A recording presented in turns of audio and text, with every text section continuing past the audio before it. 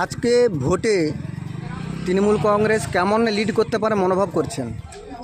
উন্নয়নের নিরিখে সারা বাংলায় মমতা বন্দ্যোপাধ্যায়ের নেতৃত্বে যে উন্নয়ন, সেই উন্নয়নকে সামনে রেখে আমরা আজকের যে ফলাফল, যে ট্রেন যেভাবে এগোচ্ছে, মানুষ আমাদের পাশে আছে, সেটা ব্যালটের মাধ্যমে আমরা বুঝতে পারছি। মেইন গণনা এখনও শুরু হয়নি যদিও, তবু আমরা আশা করছি মোটামুটি 32 থেকে 34টা আসন আমরা পাবো, এই আশা রাখছি। কর্মীদের মধ্যে উৎসাহ উদ্দীপনা আছে, আমরা আশা রাখবো যত গণনায় সামনের দিকে এগিয়ে যাবে তত আমাদের রেজাল্ট আরও ভালো হবে। বিরোধীরা তো বলছেন যে ওরা মারপিট করে বিভিন্ন রকম প্রলোভন করে ভোট নিয়েছে, আবার ইভিএমের জন্য বিভিন্ন জায়গায় করছে যাতে করে না শাসক দল উঠতে পারে, কি বলবেন? মিথ্যা অপপ্রচার, একটা